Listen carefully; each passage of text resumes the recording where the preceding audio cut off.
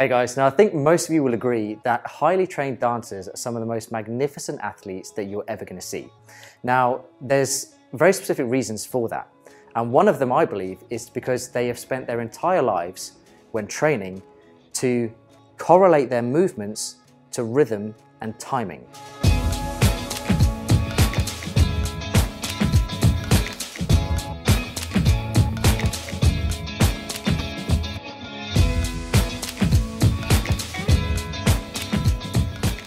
Now, what can we learn from that? Now, as personal trainers or therapists, you're going to come across people who are very uncoordinated, and that'll be something that they'll tend to tell you themselves. You'll show them something, you want them to practice a particular movement, and they go, oh, no, I can't do that, I'm way too uncoordinated for that. And there's reasons for that. It's not just that the person is really terrible at moving. They're a human being, there's something not working in the system, which means they find it hard to perform coordinated tasks. So you can actually assess those things. Often it's to do with how the brain perceives its environment in terms of how it's going to control the muscles. And that's to do with particular visual stream pathways, which are called magnocellular and parvocellular pathways. But often it's because they've never really trained in a way or practiced movement relative to rhythm and timing.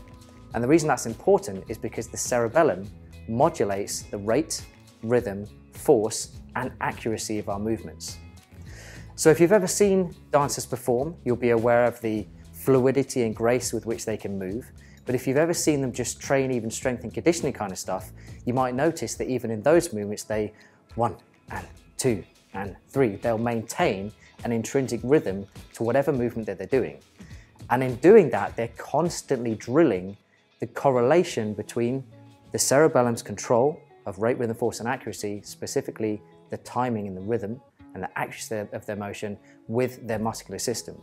So there is a lot we can take away from that concept in our training. We can utilize our own intrinsic timing in any movement patterns that we use, or we could even use a metronome. So on your phone, you can get yourself a metronome app, which you can set to various timings, maybe 60 beats a minute, maybe slower, maybe faster.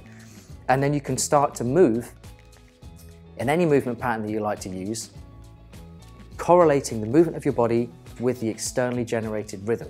And you're going to find it completely changes the dynamics of the control of your body, and a lot of the time it's going to improve it.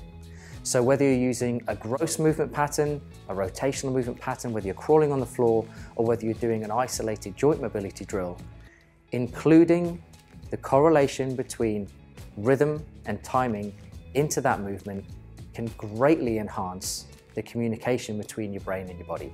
So give it a go and check out some of the drills that we use.